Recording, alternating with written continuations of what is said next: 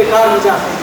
ऐसे समय में हम जो प्रोडक्शन की तरफ या उनकी बायोडाइवर्सिटी की तरफ बात करते हैं तो उनके इस तरीके की बीमारियों के संरक्षण में भी हमको ध्यान देना चाहिए। तो फर्स्ट लाइक हेलो, वैसे मैं बहुत डिटेल इसके बारे में नहीं बताऊँ, आप लोगों ने सुबह से ही मेडिसिनल प्लांट के बारे में, उसकी बायोडाइवर्सिटी कितने तरीके के हैं, उनकी उपयोगिता क्या है, बहुत सारी चीज़ें आप, लेकिन थोड़ा सा मैं बताना चाहूँगा कि जैसे WHO में आज भी जो है एलोपैथिक मेडिसिन से बहुत सारी अपनी पॉपुलेशन जो है वो आज भी आयुर्वेद या हर्बल मेडिसिन के ऊपर निर्धारित है। हमारे से बोलते हैं भारतवर्ष जो है ट्रॉपिकल कंट्री में आता है।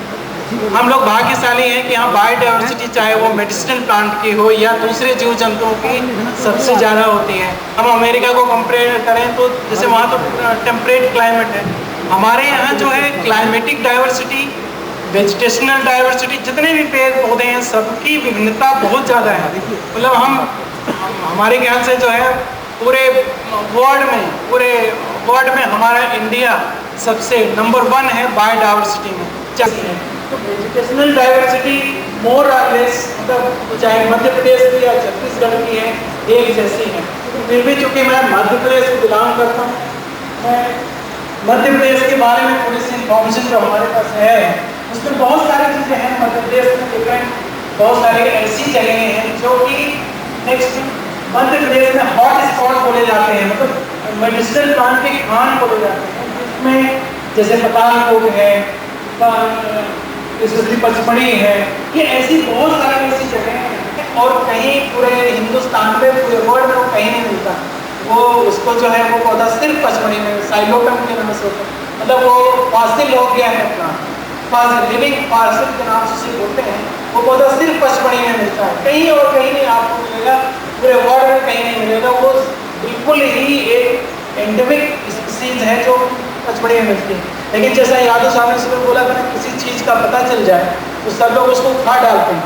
पचमढ़ी में जितने ये एजुकेशनल टूर जाते हैं वो सबसे पहले उसको झपटते हैं और धीरे धीरे करके उसको इतना उखाड़ते हैं। अब तो खैर वहाँ पे फॉरेस्ट डिपार्टमेंट की तरफ से प्रोटेक्शन हो गया, कोई भी उसको बिना परमिशन के चाहे एजुकेशनल हो नहीं ले सकता है। लेकिन ऐसी हम लोग की हैबिट है, छत्तीसगढ़ में ये सारे के सारे मिलते हैं, मध्य प्रदेश में भी मिलते हैं। नेक्स्ट ये सारे हैं कौन सा पार्ट मतलब कौन सा भाग हम यूज़ करते हैं, जैसे आंवला है होता है। तो रिकमेंडेशन क्या रहती है आपकी, हर प्लांट के लिए सेम रहती है या हर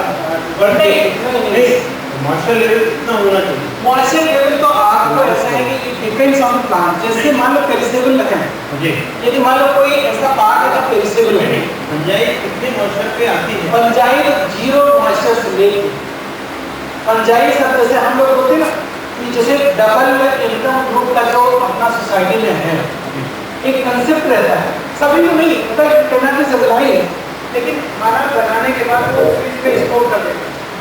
स्टोर करने के बाद वो सोचते हैं कि ये खाना जो सेफ है फ्रिज में, लेकिन फ्रिज खोल के देखिए उसमें ब्लैक स्पॉट बनते हैं, मतलब एकदम से बिलो टेम्परेचर पे फंजाई एक्चुअली सब होते हैं। जैसे फंजाई एक ऐसा है कि जब सारे जीव जंतु खत्म हो जाएंगे तब भी लास्ट में फंजाई खत्म होगा, क्योंकि सबको डिग्रेड करना पड़ता है। तो फंजाई का जो मॉइस्चर कंटेंट से मतलब आप देख लीजिए कि 0 लेवल से आपको 100% मॉइस्चर पे मिलेंगे। नहीं ये तो एक जगह है कि आपका ये तो आपको स्टडी करना पड़ेगा। हाँ, तो आपके रिकमेंडेशंस क्या हैं? जैसे फ्यूजेरियम है, फ्यूजेरियम के लिए कितना मॉइस्चर लेकर है, ट्राइकोडर्मा है, कितना मॉइस्चर लेकर करना चाहिए? नहीं ओके, इंफ्रास्ट्रक्चर के लिए तो जैसे 5% यदि उसको मौका मिल गया 5% मॉइस्चर लेवल पे भी वो ग्रो करेगा। 5% मॉइस्चर पे एक्टिव इंग्रेडिएंट में प्रॉब्लम है। यही इसलिए मैंने बोला ना कि आपको स्टैंडर्डाइज करना पड़ेगा। जैसे मान लो पेरिसेबल मटेरियल है, पेरिसेबल मटेरियल यदि आपको डायरेक्ट सप्लाई करना है तो मॉइस्चर लेवल बहुत हाई होगा।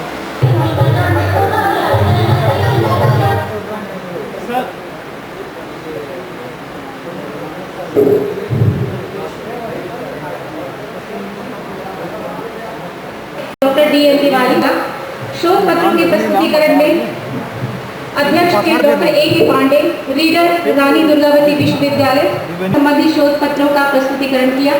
द्वितीय सत्र में डॉक्टर A.K. पांडे ने वनौषधियों के संग्रहण के उपरांत के प्रबंधन पर विस्तार से प्रकाश डाला।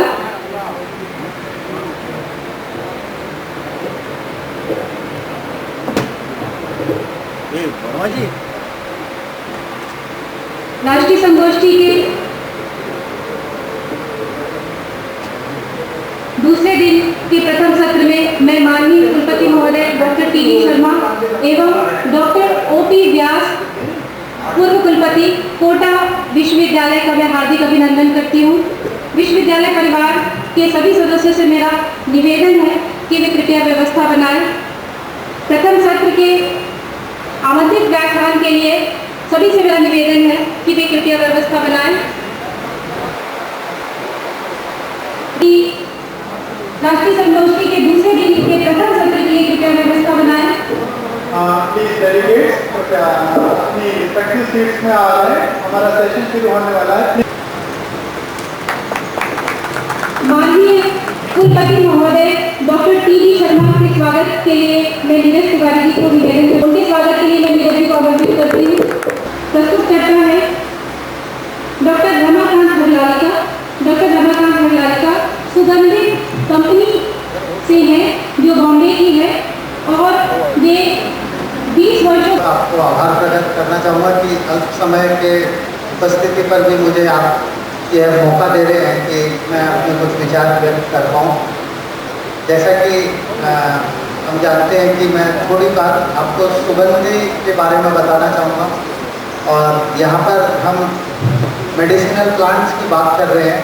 तो हमारा ऐसा मानना है कि सुगंधिम पुष्टिवर्धनम, सुगंधी से मानसिक और तन का दोनों का विकास होता है। तो सुगंधी का उपयोग और उसके ऊपर मैं कुछ अपनी चर्चा के विषय में आपको बताऊंगा।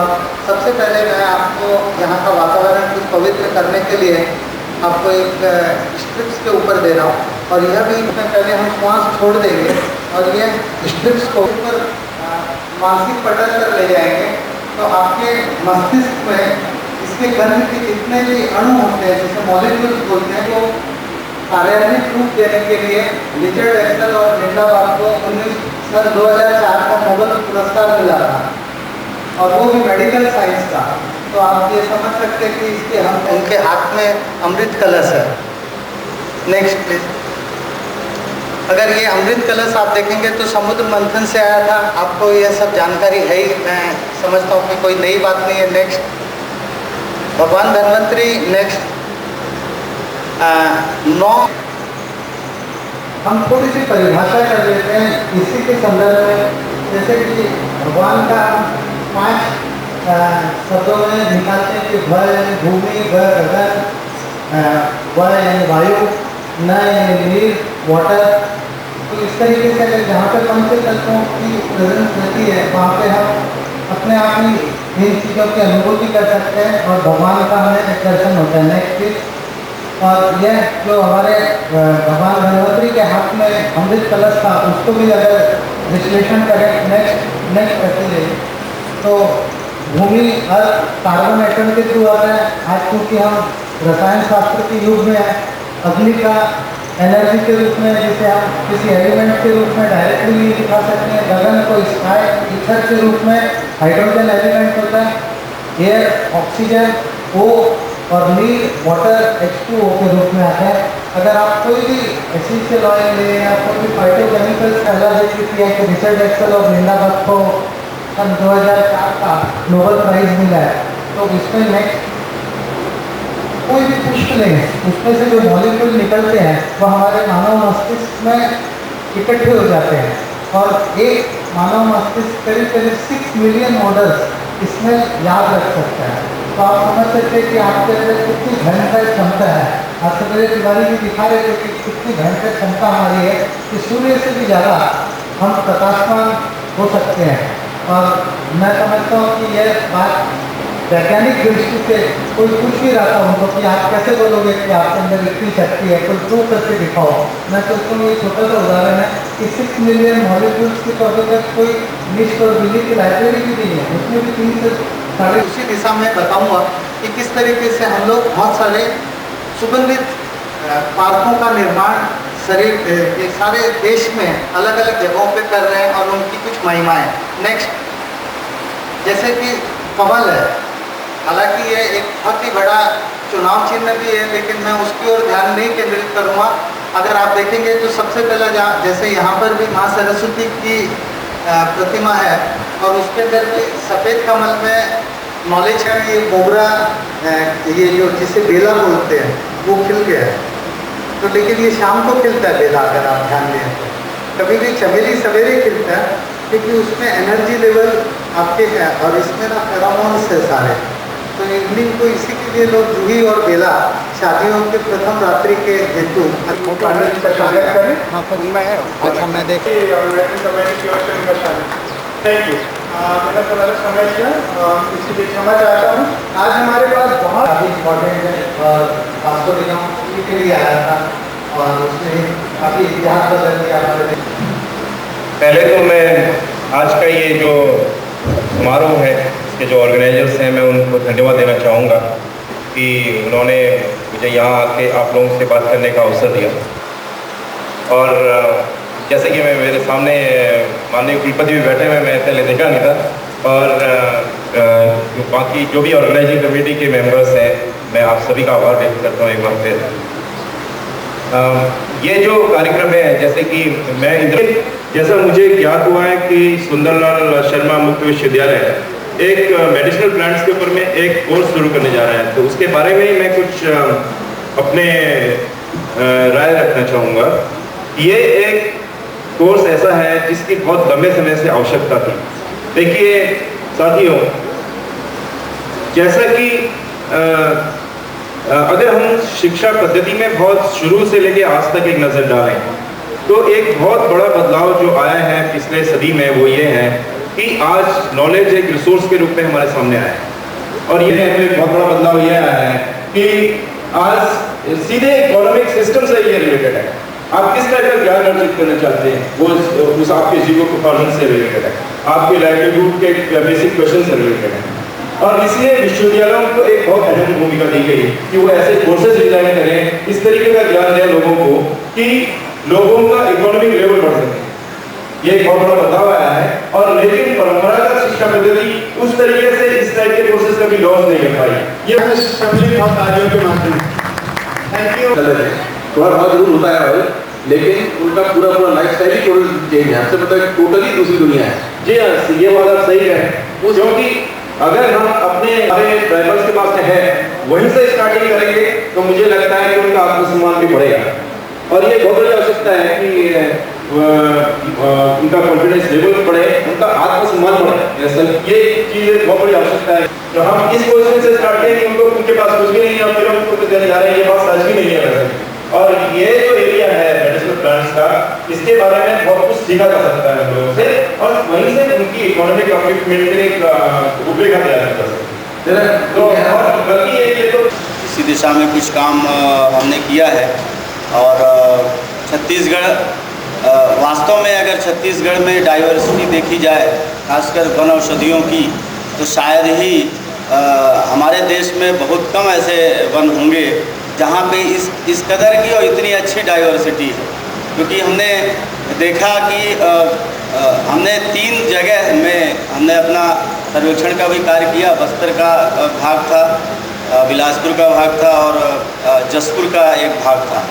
ये काफ़ी अच्छे भाग माने जाते थे वनौषधियों के हिसाब से। वहाँ जाके हमने देखा कि जो डाइवर्सिटी है, मैंने एक ही जगह पे आपको 25, 50, 60 जो प्रजातियां हैं एक जगह पे मिलना, ये बहुत बड़ी बात है। आप प्रयास किया है, लगभग 200-250 जो प्रजातियां हैं उनको संग्रहण करने का कार्य किया है। अब उसी पे आगे हमारा अनुसंधान चल रहा है कि हम उसका जो ग्रोइंग बिहेवियर है, उनकी जो क्षमता है वो किस तरह से है। तो नेक्स्ट प्लीज, नेक्स्ट। तो जैसा हमने बताया कि हमारा छत्तीसगढ़ राज्य वनों के हिसाब से, वन संपदा के हिसाब से काफ़ी है। 43% ऐसा भाग है छत्तीसगढ़ राज्य का जो वनों से घिरा हुआ है, वनों से वो है। नेक्स्ट।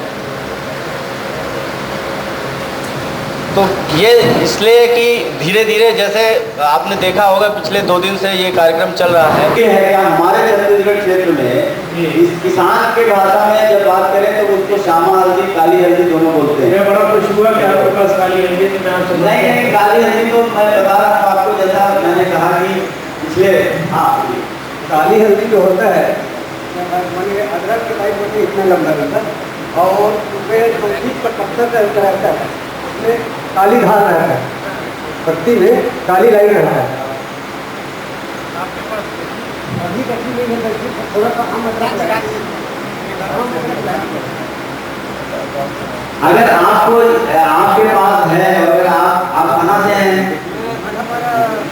भाटापारा से बिलासपुर ज़्यादा दूर नहीं है। आप जब कहेंगे तो हम आ जाएंगे, आप देखना चाहेंगे, क्योंकि हमें पिछले आप 10 साल से ढूंढ रहे हैं लेकिन हमें तो नहीं मिली। केवल यही बस पता चलता है। बहुत बहुत धन्यवाद डॉक्टर आर.के.एस. तिवारी। विचारों और विषय को परिवर्तन की दिशा देने जा रहा हूँ। मैं आयुर्वेदिक डिस्पेंसरी का चिकित्सक हूँ। पिछले लगभग 34 वर्ष से आयुर्वेदिक मेडिकल ऑफिसर के रूप में छत्तीसगढ़ में ही मुझे कार्य करने का अवसर मिला है। पंडित सुंदरलाल शर्मा मुक्त विश्वविद्यालय के माध्यम से एवं छत्तीसगढ़ राज्य वनौषधि बोर्ड के माध्यम से आयोजित इस सेमिनार में उपस्थित आज के सत्र के माननीय अध्यक्ष महोदय, विश्वविद्यालय के माननीय कुलपति महोदय, आपने कही वे साइंस की दृष्टि से जड़ सत्य हैं। और छत्तीसगढ़ योजना आयोग के उपाध्यक्ष डॉक्टर D.N. तिवारी जी ने भी कहा कि छत्तीसगढ़ में 14 या 16 रोग देखे गए हैं।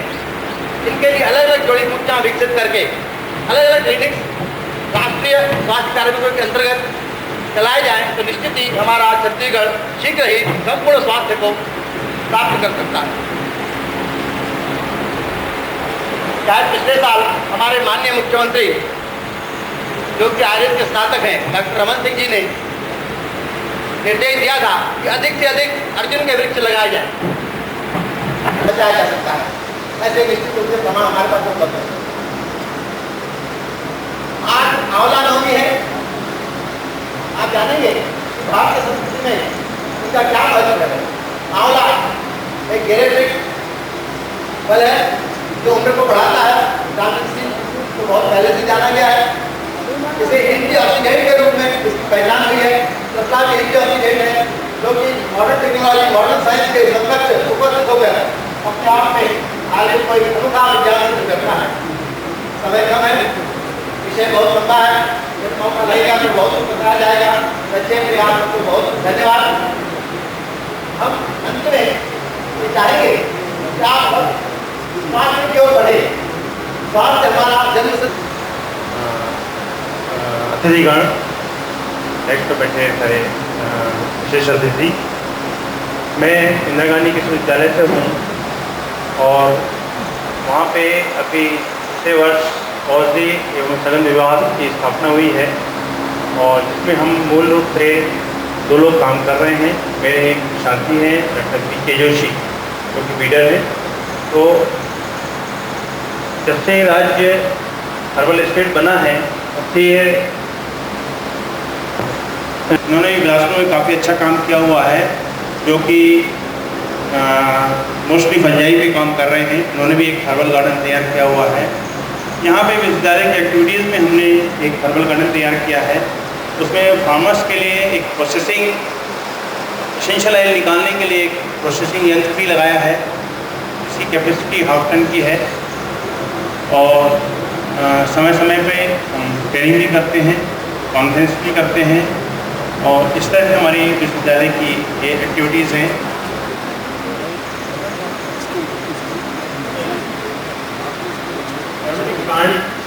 जो कि थोड़ा में काफ़ी लार्ज सेगमेंट में काम करते हैं, जिनका उपयोग जब हम एरोमेटिक की बात करते हैं तो एरोमेटिक जो टर्म है वो एरोपा से जुड़ जाती है।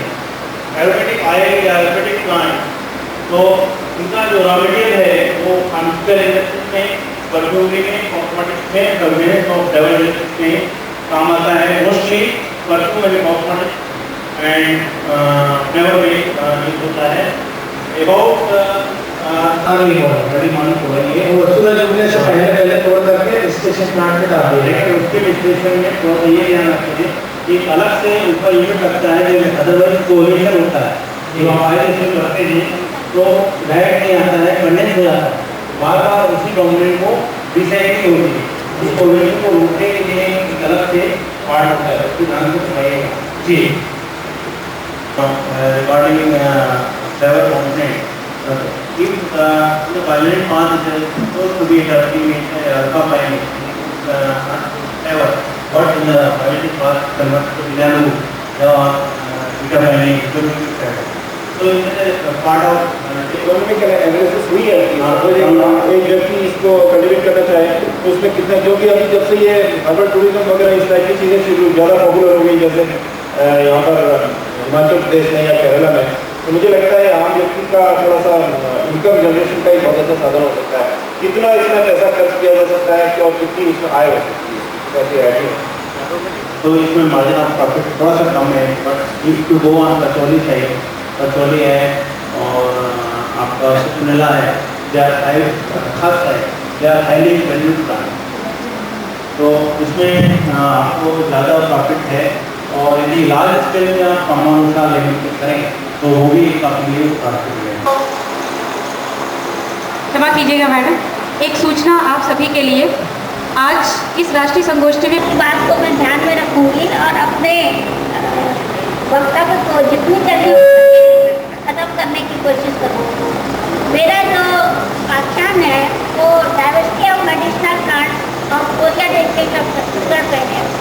अभी तिवारी साहब ने एक बहुत अच्छा काम कर रहे हैं और एक लेक्चर दिया, उसमें उन्होंने भी एक खास कोरिया से जुड़ किया था। मुझे अच्छा लगा कि शायद मैं जंगल और इंडो बनाया बायोलॉजिकल टीम के अंतर्गत आता है, ये जंक्शन पे है। इसका ये जो जोग्राफिकल पोजीशन है, ये इसकी बायोडाइवर्सिटी के पास होने को, बायोडाइवर्सिटी के ज़्यादा होने की जिम्मेदार है। और वेलिडोरियन सेंटर जो बायोडाइवर्सिटी के वेलिडोर में निकाले थे रिवर्ट में, उनमें से इंडिया भी एक है और हाई क्रॉप जेनेटिक डाइवर्सिटी को रिस्पेक्ट करता है। छत्तीसगढ़ जो है अपना कंडीशन ये जो ऊपर वाला कोरिया का है, अकेले कोरिया में कम 81.23% जो है ये फॉरेस्ट से कवर्ड एरिया है। और इसका जो एनुअल टेम्परेचर है, इसमें रेट ऑफ वेरिएशन है जो करीब 60 डिग्री सेंटीग्रेड से 110 तक चला जाता है। तो ये जो फैक्टर्स हैं, ये सब फैक्टर्स जो हैं ये बहुत तरह की क्लाइमेटिक कंडीशंस और फिजिकल वेरिएशंस को शो करते हैं। और ये जो है बायोलॉजिकल डाइवर्सिटी को एनहेंस करने में बहुत ही ज़्यादा अपना इम्पोर्टेंट रोल अदा करते हैं। तो इन सब पॉइंट ऑफ व्यू को ध्यान में रखते हुए जो हम लोगों ने जो मैंने काम किया है, तो मैंने इसमें बायोडाइवर्सिटी की जो रिपोर्ट बनी थी, स्ट्रेटजी एंड एक्शन प्लान बना था छत्तीसगढ़ स्टेट का, उसमें मैं एक पार्ट था उसका, एक उसकी ड्राफ्टिंग कमेटी में था, तो इसलिए मेरा इंटरेस्ट बहुत ज़्यादा था। हालांकि कोंडा गाँव आके मुझे भी 1.5-2 महीना हुआ है, मैं बीजापुर से आया हूँ, इसलिए बीजापुर में तो काम करने का स्कोप ही नहीं था। लेकिन वहाँ इंडिजिनस नॉलेज का वास्तव में जो बचा हुआ हमारी रिपोजिटरी है, उसके लिए मुझे बहुत ज़्यादा लालच थी, किसी तरह वो चीज़ सामने आ पाए। इसलिए मैंने हड़बड़ हड़बड़ जितना भी मुझे मिला, जो मैटर मुझे प्राप्त हो गया कोंडा गाँव से, जो अभी हमारे स्टाफ से मुझे जो नॉलेज मिला, उसको मैंने छोटा सा एक कंपाइल करके ले आया हूँ। नॉर्मली डिस्कशन ज़्यादा करूँगा, थोड़ा सा एक इनिशिएटिव जो कोंडा गाँव में चल रहा है उसको मैं दिखाना चाहता हूँ। हमारे यहाँ भी आप लोगों के जैसा बात हुई है पहले भी, 2000-2001 से हमारा जो स्टेट का जो इनिशिएटिव था मेडिसिनल प्लांट्स को बचाने का और औषधि इनका जो डिसमिनेट करने का, वो था लोक संरक्षित क्षेत्र, पीपल्स प्रोटेक्टेड एरिया। एक्चुअली इसकी आगे यही थी जो मैडम जो बता रही थी मॉडल के रूप में। हमारे एरिया में छत्तीसगढ़ में विशेषकर ट्राइबल एरियाज़ में बहुत बड़ा एक ट्रेडिशनल नॉलेज है। पहले पैगा आ जाए तो थाली मीट में चिपका दें, उसके बाद ही हम ट्रीटमेंट दें। तो वो चीज़ मुझे बहुत अपील करती थी। ये जो नॉलेज है वो पूरा हवाई नहीं है, उसका कुछ तो साइंटिफिक बेस जरूर है, तो उसको भी हमको बचाना है। उसी तरह का एक आइडिया जो स्टेट गवर्नमेंट का था ही 2000-2001 में शुरू हुआ, इन्होंने किया था कि जो कई डाइवर्सिटी, ऑस्ट्रेलियन डाइवर्सिटी पहले उन्होंने देखी कि जहाँ डाइवर्सिटी ज़्यादा दिखाई पड़ती है और डाइवर्सिटी ज़्यादा है उन एरियाज़ को हम संरक्षण करें। और नॉर्मली वो इंसिटू संरक्षण करना था, इंसिटू कंजर्वेशन करना था। जहाँ भी डाइवर्सिटी है उसको एज सच बचा देना है, केवल नेचर पर छोड़ देना है। जो रेनफॉल है उसमें कोई आपको अलग से इनपुट नहीं देना है। उनको हमने एक्टिवेट किया और सेंसिटाइज भी किया कि भाई ये जो जितनी जल्द से आप ही की है हमको काम करना है, तो उनके माध्यम से हमने केवल प्रोटेक्शन दिया एरिया में। और उसके बाद केवल जैसे चावल का दाना देते हैं उसमें से हमने सैंपलिंग की थी और सैंपलिंग करके बिल्कुल 2 बाई 2 मीटर में हर एक फर्क को, चाहे वो मेडिसिनल हो, नॉन मेडिसिनल हो, एडिबल हो, नॉन एडिबल हो, कुछ न कुछ का इम्पोर्टेंस था है। इसलिए हमने उसका एक्चुअल जो हमारे ड्यूटी की काउंटिंग की, उसका हमने वेट लिया, प्राइवेट लिया और जो अपना ट्रेडिशनल मेडिसिन में काम आता है उसकी हमने स्टडी की। तो हमारे पास अभी स्टेबलिटी क्या है और आयुर्वेदिक पॉलिसी में क्या हम दे सकते हैं, वहाँ नहीं जा रहा। तो क्या आप आए उसको जब निकाल देते हैं तो उसकी क्वालिटी में कुछ फर्क तो नहीं आता? डिफरेंट नहीं आ रहा था, कभी बिकता है, लेकिन बिकता है वो जानवर का खाने का। तो उसमें क्या है 12% उसका वो एनालिसिस नहीं कराई है, लेकिन क्योंकि वो एक इम्पॉर्टेंट पहलू है। हमारे यहाँ जो भी है आप जान रहे हैं कि एक इंडस्ट्री के रूप में वो महुआ बिकता है। क्या हम आए चलेंगे तो ऐसा नहीं कि उसका कुछ आप करते हैं, उसका आए तो बिकता है जो आप निकला होकर बना रहे हैं वो कम में बिकता है, बिकता है लेकिन कम में बिकता है।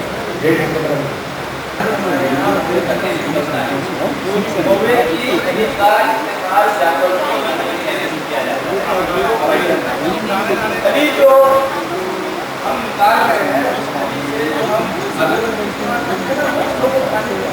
उससे वो इसलिए ये कहना गलत होना है कि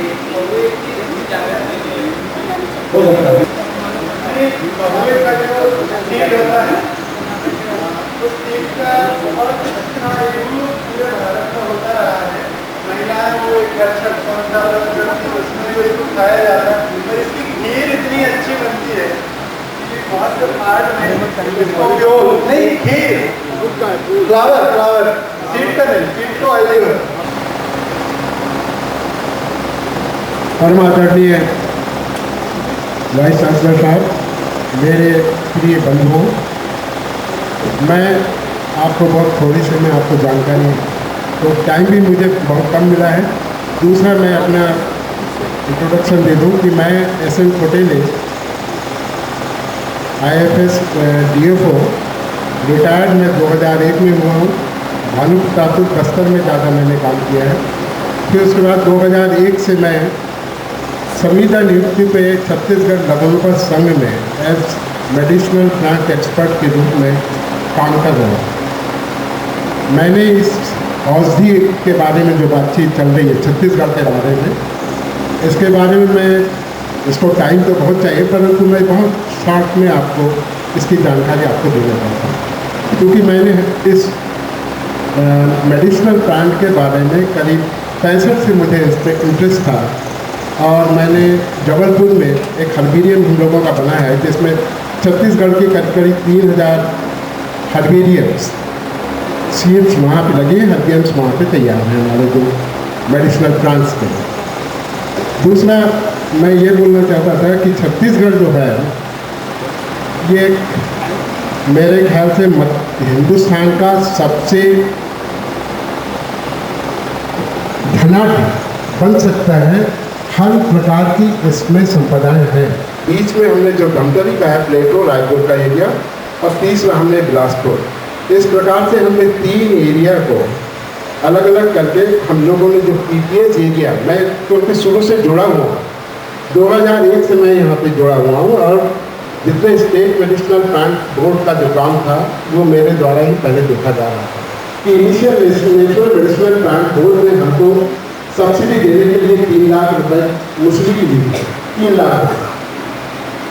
तो अब इसमें क्या हुआ कि लोगों ने इनिशियल स्टेज में मुस्लिम की जितने भी प्रोजेक्ट बने सब मुस्लिम किया है और करीब 100 इस प्रकार के प्रोजेक्ट बने जिसमें 48 प्रोजेक्ट हम लोगों ने पास किया है जो दिल्ली से हुआ था और उसमें मोस्टली जो भी किसान आया सब लोगों ने सिर्फ मुस्लिम के प्रोजेक्ट पर सिर्फ सब्सिडी का काम किया और सही कल्टीवेशन हमारे प्रदेश में नहीं होता है।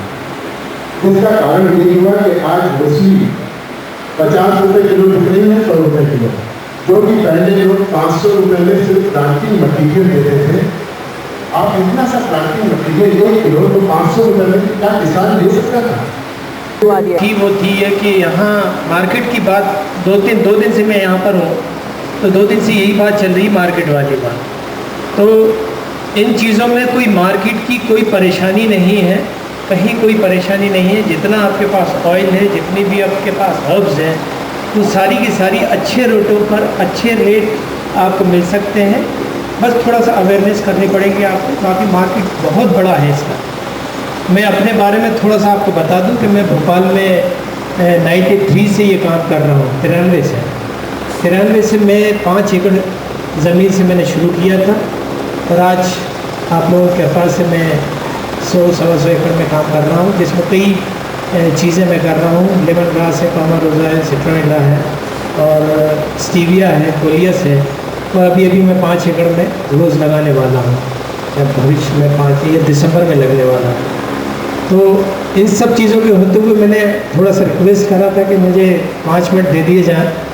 और ये मैं आपको बता दूं कि अगर आपके पास बेचने में कोई ऑयल की या कोई जड़ी बूटी बेचने में आपको कोई परेशानी हो रही हो, तो आप मुझसे संपर्क कर सकते। बस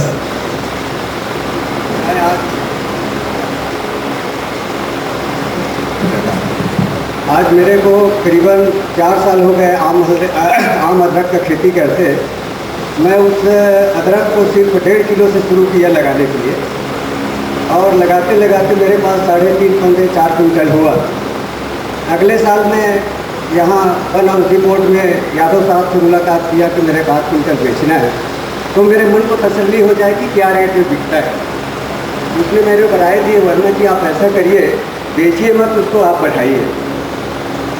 तो मैं इस साल उसको लगा लिया। मेरा को शुरू से जब से मैं खेती कर रहा हूँ, कंद के ऊपर मेरे को ज़्यादा है, जैसा जिमी कंद है, कोचई है, अरबी खेती मेरे को 5-7 साल हो गए करते। तो कंद खेती में यानी माने चोर का डर है, न रोग का डर है। तो मैं अगले साल गया था यहाँ आपोट करके महाराष्ट्र में, तो मैंने करके एक है वो सफ़ेद दूसरी फूल लगाता है, वो सामूहिक खेती करता है, तो उसको मैं लेके दिखाया। तो बोले ये इतना आमद है कि आपको अच्छा रेट मिलेगा, जब बढ़ेगा तो आप मेरे से संपर्क करना। जैसा अभी भोपाल वाले भाई बोले कि माने जड़ी बूटी का रेट मेरे से मिले, किसान तो लगाएगा आपको, किसान इसीलिए नर्वस हो जाता है कि इसको रेट मिले। तो सबसे अनुरोध करता हूँ कि इसका मार्केट उपलब्ध करवाइए, और किसान को ज़्यादा से ज़्यादा आप यानी खेती में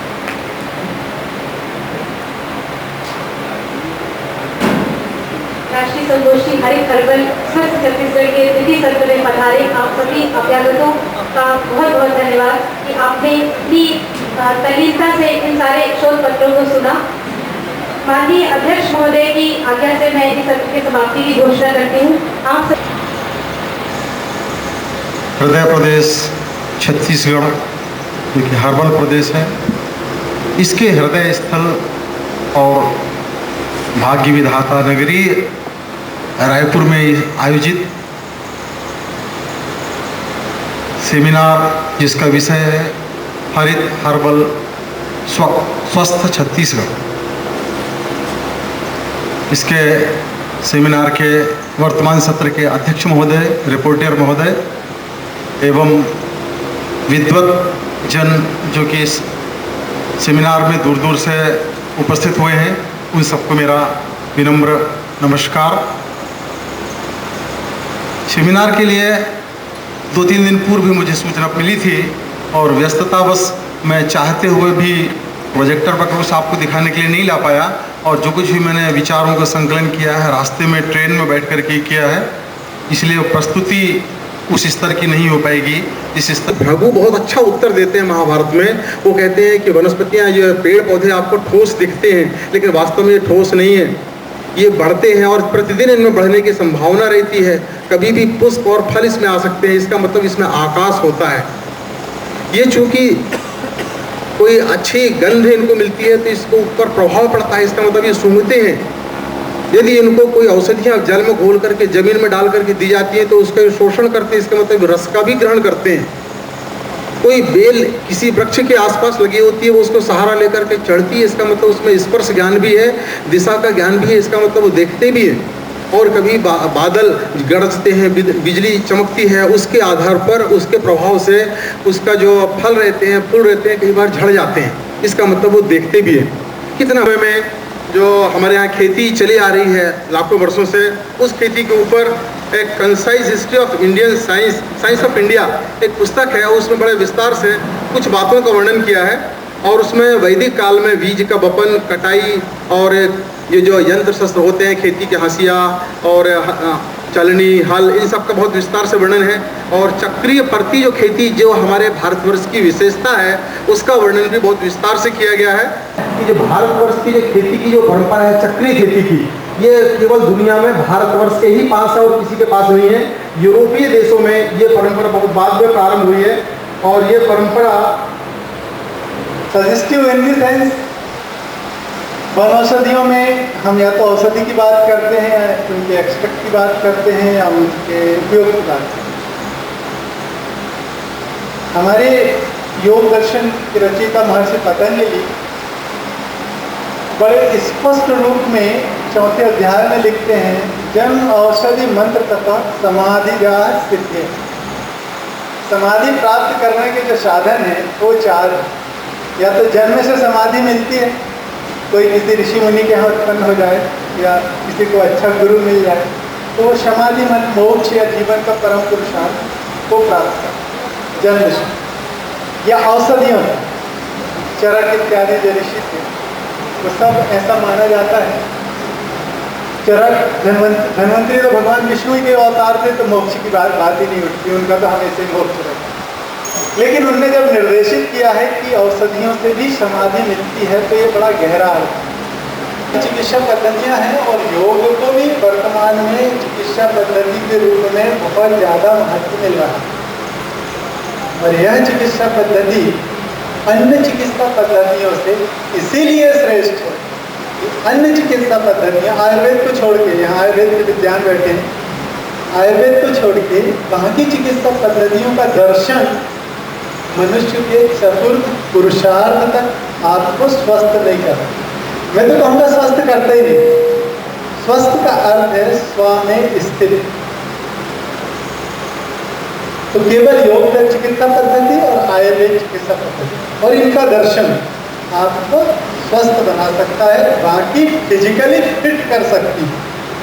यूनानी जितनी चिकित्सा पद्धतियाँ हैं, वनौषधियों के एक्सट्रैक्ट से जो ग्लाइकोसाइड निकलते हैं, जो आपके और भी उनके जो एक्टिव प्रिंसिपल्स निकलते हैं, रेजिन निकलते हैं, उनका इफेक्ट बॉडी पे इस प्रकार से डालता है, या तो ये टेम्परेचर बढ़ाते हैं बॉडी के, या पल्स रेट को यानी बीपी को कम ज़्यादा करते हैं। यही फार्माकोलॉजी है इन औषधियों। इसके अलावा तो कुछ नहीं करते। बॉडी के लिए न्यूट्रिशन की पोषण कारक भी हो सकता है और विष कारक। तो बॉडी ये डिटरमाइन नहीं कर पाती, डिफरेंस नहीं कर पाती कि ये पोषण के लिए है या जहर के लिए। तो एक बात आती है कि हमारा मस्तिष्क इसमें सक्षम नहीं है। In the state, as per the census 2001, more than 130, that is more than 1/3, that is 31.8% of the total state's population, that which forms 7.85% of the total ST population of the country, are tribal, including various subgroups of different communities, both large and small, having cultural and social variations. The tribal areas of the state, especially primitive tribal areas of Chhattisgarh, is still untouched because of inaccessibility, utter lack of road and communication. Which for the relations between man and nature, they attractive worldway enhancing diversity in the nature and natural resources, present a very tribal population throughout potential gaps in space. In general, most tribal populations indicate other tribal areas of the state which are remote, having low density of population. Pandit Sundarlal Sharma विश्वविद्यालय के कुलपति जी,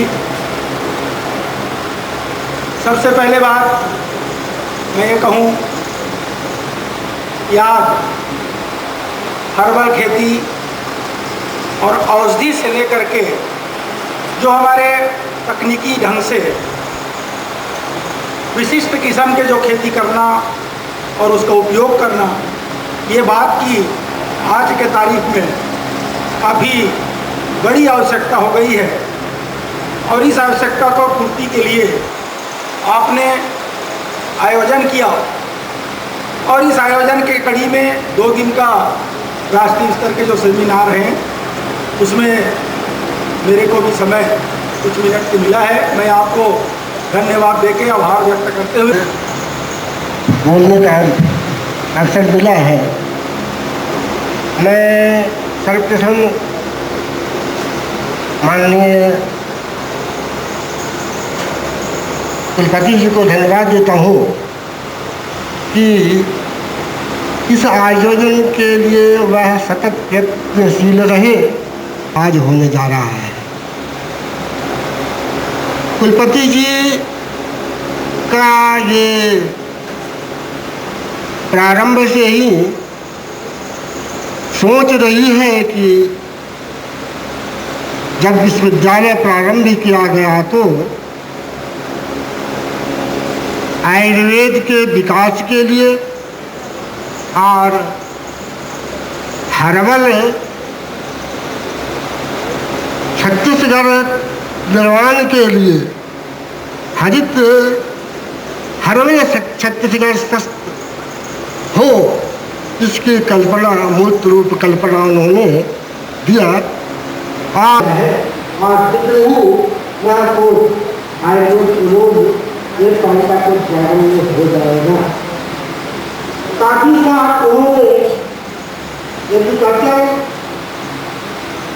herbal के भी एक course 1 साल के योग है, पर वो भी तैयार हो चुका है। आज तक 1 साल का कोर्स तैयार हो गया। इससे खास करके यह है कि ये हमारा छत्तीसगढ़ जो है ग्रामीण इलाकों का है। छत्तीसगढ़ जब तक स्वास्थ्य और स्वस्थ रहने की गैर प्राप्त नहीं करेंगे तब तक यह छत्तीसगढ़ स्वस्थ नहीं होगा। इस परिकल्पना के अनुरूप संगोष्ठी है हरित स्वास्थ्य पूरे हरित और संरक्षण और संवर्धन कार्यक्रम के मुख्य अतिथि तालियों की गड़गड़ाहट से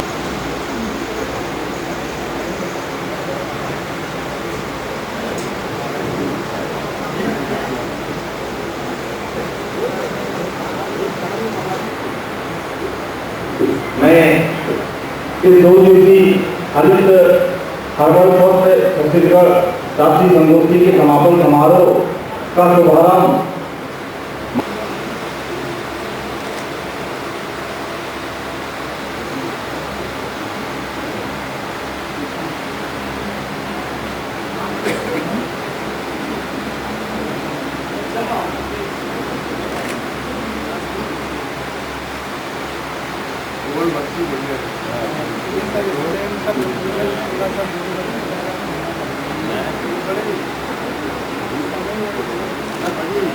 बहुत ही मन से आने तक है।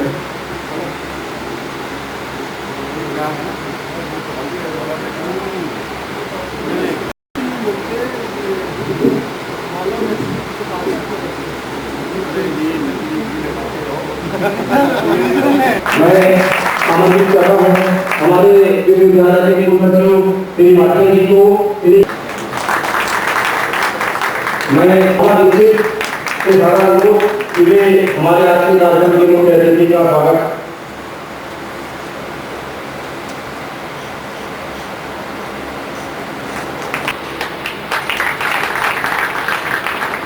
स्वागत करें। स्वागत के लिए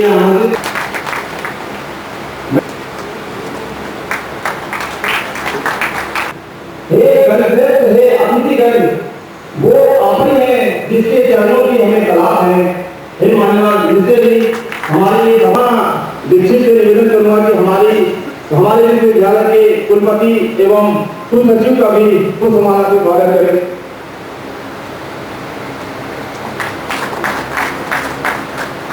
श्री केसी यादव जी का भी निवेदन की पूर्ण रूप से स्वागत करें।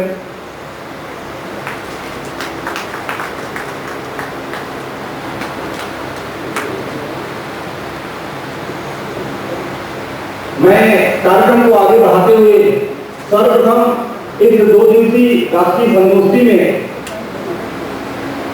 के प्रतिवेदन के लिए मैं हमारे विश्वविद्यालय के कुलपति आदरणीय श्री शर्मा जी को आमंत्रित कर रहा हूँ। डॉक्टर विनय शर्मा जी यादव की साथियों और हमारा विश्वविद्यालय उसको केवल 18 माह हुए हैं। ये विश्वविद्यालय देश का 11वां मुक्त विश्वविद्यालय है जो हमारे शासन ने छत्तीसगढ़ शासन ने स्थापित किया। विद्वान स्वतंत्रता सेनानी समाजकर्ता के नाम पर ये संस्था प्रारंभ और हमारा भी बड़ा सौभाग्य है कि आज हमारे बीच में प्रदेश के बहुप्रद नेता सामाजिक कार्यकर्ता गांधी हमारे बीच सर्वप्रथम विश्वविद्यालय की ओर से आप सबका मैं हार्दिक स्वागत करता हूँ। विद्यालय विश्वविद्यालय ये हैं। हमारे विश्वविद्यालय और अन्य विश्वविद्यालयों में फर्क बहुत बड़ा ये है कि समाज उन विश्वविद्यालय में आता है। हमारा अपने बच्चों को पढ़ने के लिए गुरु घासीदास विद्यालय लेते हैं, रविशंकर बैठते हैं या मध्य प्रदेश का कोई और भेजते थे, लेकिन हमारा विश्वविद्यालय समाज में जाता है। हम समाज को बुलाते नहीं, हम उनके बीच में जाते हैं।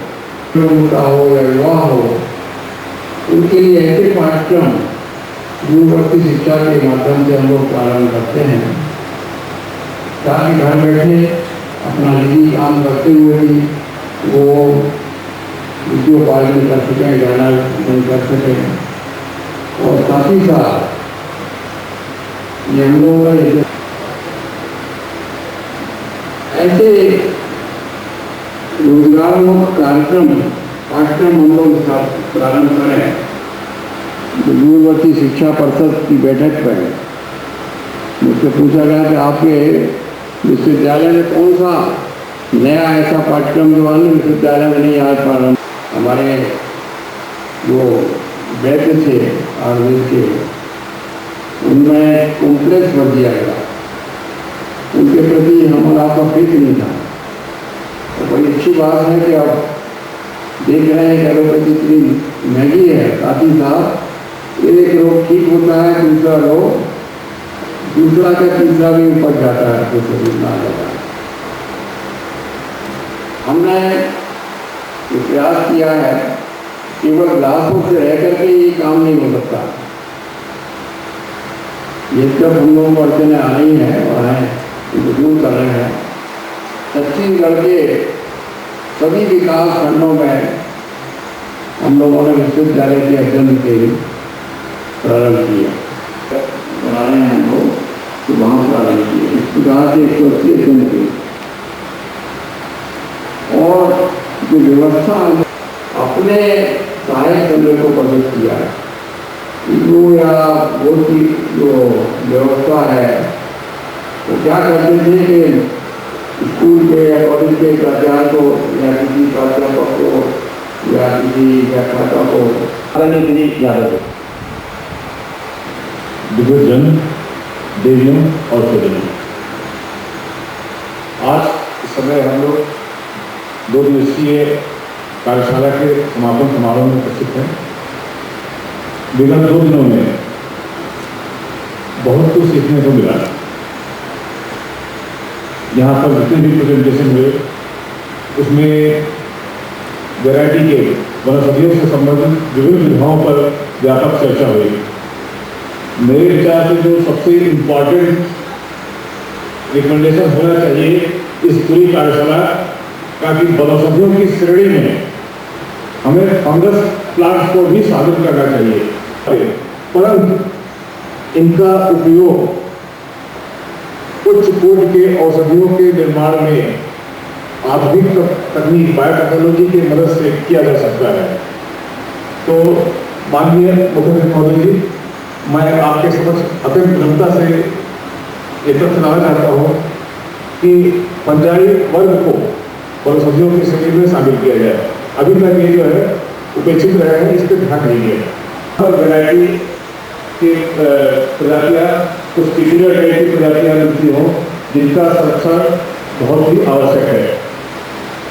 वन विभाग में परमानेंट प्रिजर्वेशन प्लान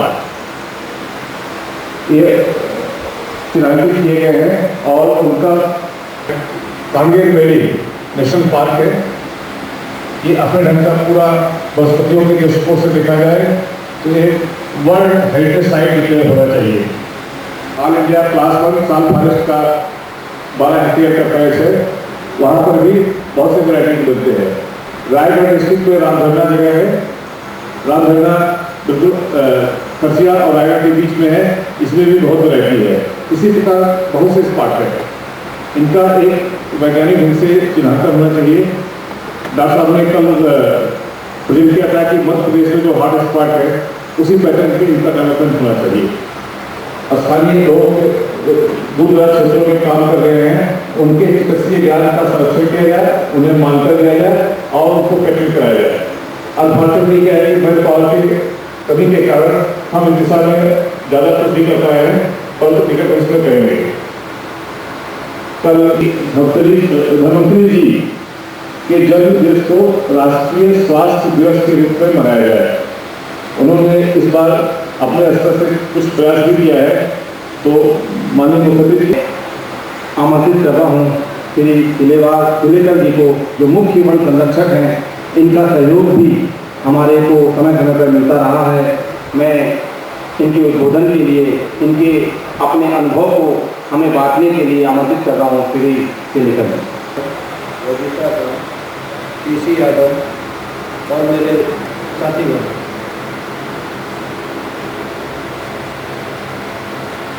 इस 2 दिवसीय वनस्पति हरित हर्बल की इसमें जो है, हालांकि मैं पूरा प्रोग्राम अटेंड नहीं कर पाया, लेकिन थोड़ा बहुत प्रोग्राम अटेंड किया। जहाँ तक मेरा वनौषधि का अनुभव है, मैंने बहुत ज़्यादा तो काम नहीं किया है, लेकिन शुरू में जब मैं डीएफओ था एक प्रयास किया था।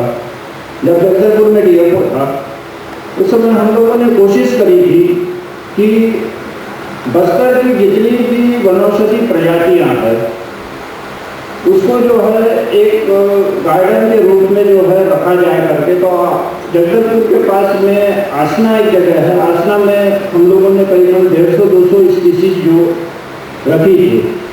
तो प्रयास तो वहाँ के बाजारों में जो है सब मेडिसिन बिकने के लिए आती थी, पूरी हर्बल मेडिसिन।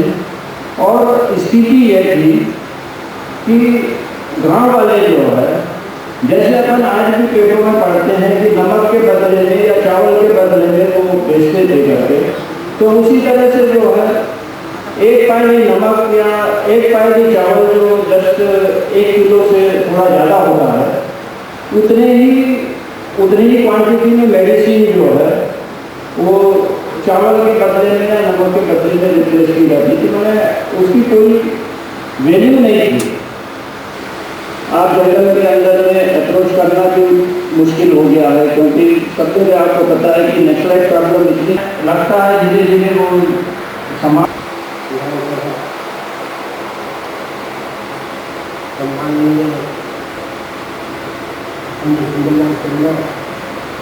विश्वविद्यालय की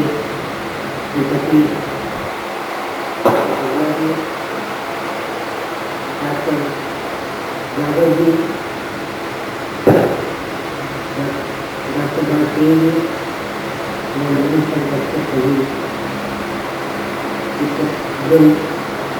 साथियों, हमारी आगामी इस मंच से 2 दिन का राष्ट्रीय संगोष्ठी का समापन समारोह की समाप्ति होने जा रही है। जब छत्तीसगढ़ राज्य बना था तब तत्कालीन मुख्यमंत्री ने छत्तीसगढ़ राज्य की कल्पना की थी, किंतु यह कल्पना विरोधित हो चुका था जब छत्तीसगढ़ राज्य का मुखिया जो प्रधानमंत्री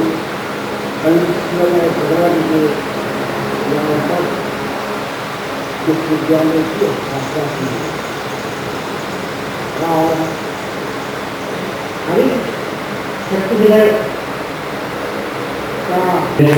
शर्मा जी को भी प्रशिक्षण देना चाहते हैं। मैं पुनः भावना श्री केसी यादव जी को भी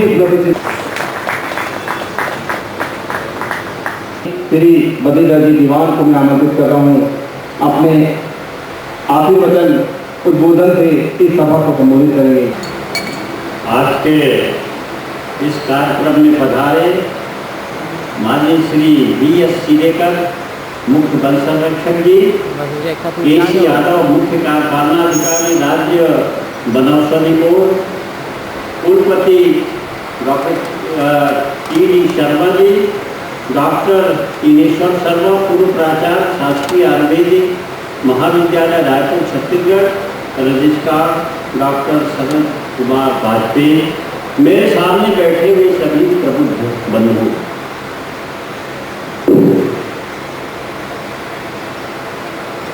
हमारा देश प्राचीनतम चिरंतर काल से अध्यात्म, इतिहास, चिंतन, दर्शन एवं वैज्ञानिक प्रणालियों के विकास के लिए प्रसिद्ध रहा है।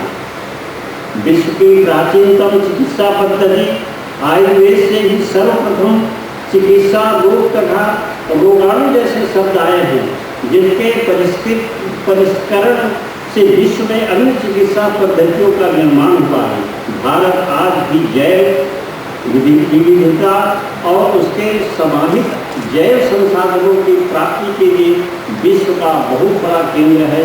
इस संसाधन का दोहन, फिर संचित दोहन तो ठीक है, परंतु अति दोहन करना पर्यावरण का विनाश और अपने विनाश को आमंत्रित करने के बराबर है।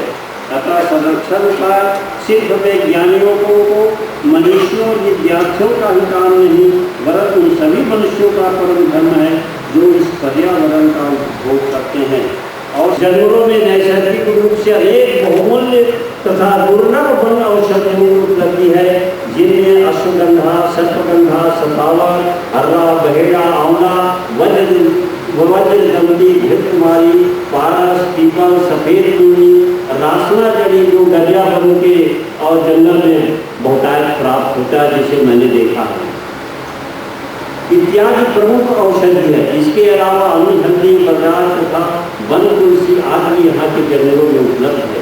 इन वन औषधियों का शोध कर नवीन औषधियों का निर्माण किया जाता है।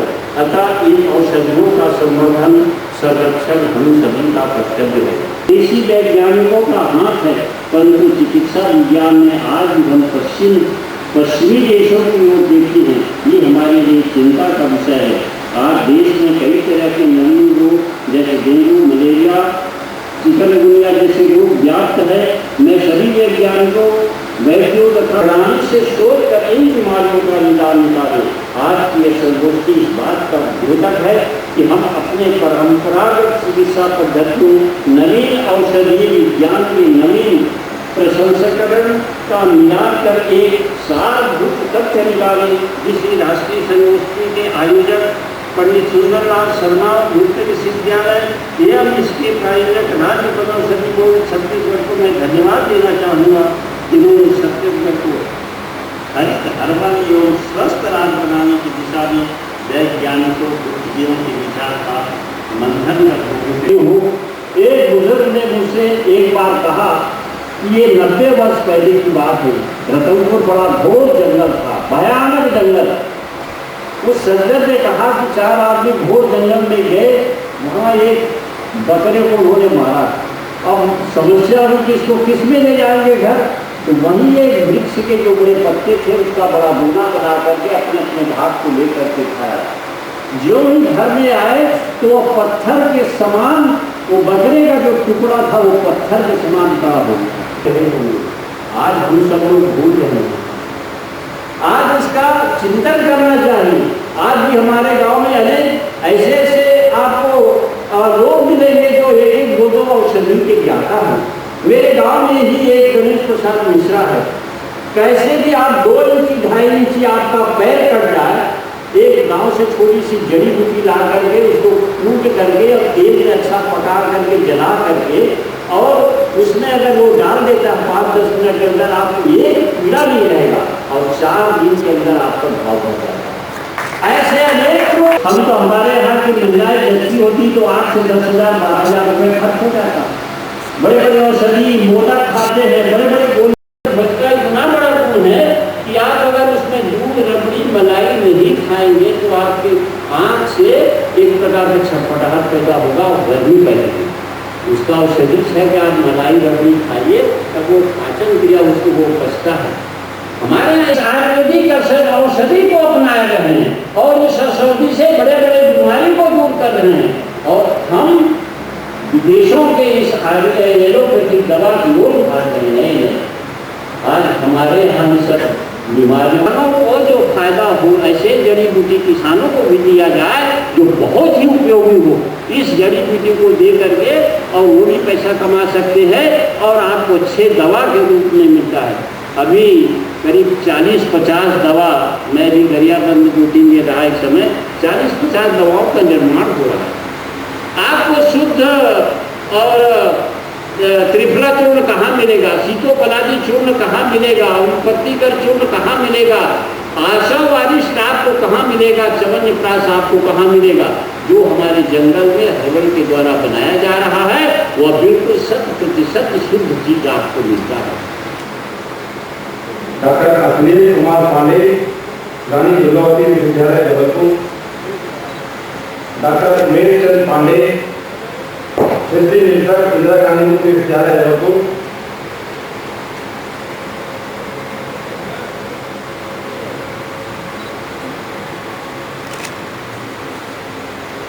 Shri R K. Tiwari, Bilaspur. Shri Ashutosh Mishra, one मंडलाधिकारी।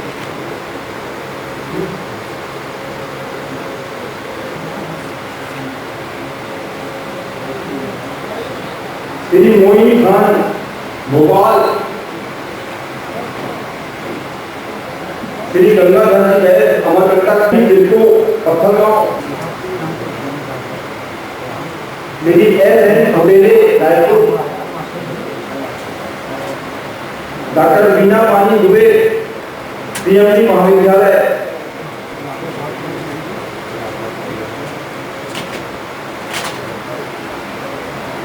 Bilaspur. Shri Arun Mishra, Shri Atmaram, Kumar Nirmalkar.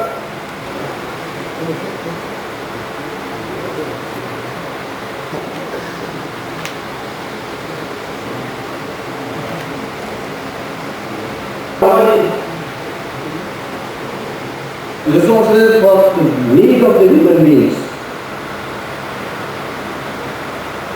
but it does not have enough resources to meet out the needs of the human beings. जरा ध्यान रखिए, हमारी आवश्यकताओं को पूर्ति के लिए हमारी पृथ्वी के पास काफी संपदा है, मगर हमारे लालच की पूर्ति के लिए संपदा नहीं है। शायद ये पानी के विषय में बात कही गई थी, कहीं ऐसा ना हो कि वनौषधि के बारे में भी ये बात कही आ जाए। दूसरी बात, शायद 4-5 दिन पहले जैसा मैंने पढ़ा था, टाइम्स ऑफ इंडिया के हेडलाइंस में एक न्यूज आइटम था जो कि शायद अमेरिका से रिलीज हुआ था, कि जिस तरीके से हम जीवन पद्धति अपनाते चले जा रहे हैं, इसमें जो बातें सामने निकल करके आई उनमें आवश्यक या उसके रिकमेंडेशन जिनको कह रहे हैं हम, उसके रेलिवेंट फीचर्स कुछ इस प्रकार से हैं कि जनजातियों के औषधीय पौधों के ज्ञान को डॉक्यूमेंट किया जाए तथा उसका वैज्ञानिक परीक्षण कराया जाए, और विशेष रूप से ये वैज्ञानिक परीक्षण हिंदी और स्थानीय नामों के साथ किया जाए। नंबर 2, औषधीय पौधों के संरक्षण, भंडारण की उपयुक्त तकनीकी और प्रचार प्रसार हेतु मुक्त पद्धति के पाठ्यक्रम का संचालन किया जाए। इस प्रकार के पाठ्यक्रम में ये जरा ध्यान देने वाली बात है कि एक रिकमेंडेशन इस प्रकार की भी हुई है कि इस प्रकार के पाठ्यक्रम में बिना परीक्षा के पाठ्यक्रम को प्रमुखता देना आवश्यक है। मतलब कि ये जो पाठ्यक्रम होगा ये पूर्णतः उन लोगों के लिए होगा जो कि वास्तव में ज्ञान प्राप्त करना चाहते हैं। आखिरी है,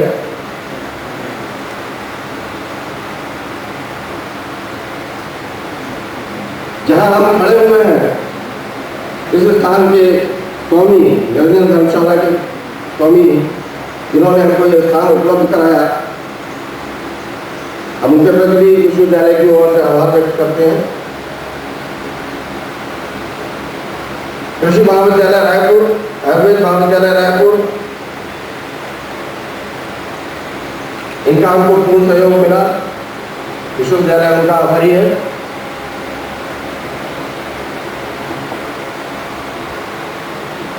दिनेश्वर शर्मा जी, पूर्व प्राचार्य चिकित्सा महाविद्यालय, आयुर्वेद चिकित्सा महाविद्यालय,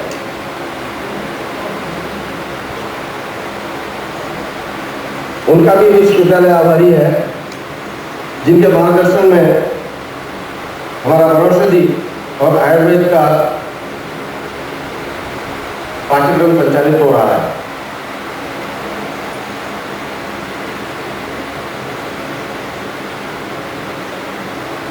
आभार व्यक्त हमको करना चाहिए अपने मंच पर बैठे हुए सभी अतिथियों का, मगर शायद मैं उनको आभार व्यक्त नहीं करूँगा, उनको केवल मात्र प्रणाम करूँगा। उन्होंने यहाँ पधार कर अपने बहुमूल्य समय से हमको समय दिया और हमारे कार्यक्रम की शोभा बढ़ाई। विश्वविद्यालय के समस्त अधिकारी और कर्मचारी जिन्होंने पिछले शायद 1 माह से इस कार्यक्रम के संचालन के लिए, इस कार्यक्रम के आयोजन में अपनी पूर्ण भागीदारी दी, उनके लिए विश्वविद्यालय की ओर से मैं धन्यवाद ज्ञापित करता हूँ। और इसी शब्दों में था नमस्कार, धन्यवाद, जय कि अल्पाहार ग्रहण करें। माननीय राष्ट्रपति जी के निवेदन की आज के हमारे मुख्य अतिथि जी को अल्पाहार मिला है। सभी अतिथियों से, आमंत्रित सदस्यों से, विश्वविद्यालय के अधिकारी कर्मचारियों से भी सारा अनुरोध कि वे अल्पाहार ग्रहण करें।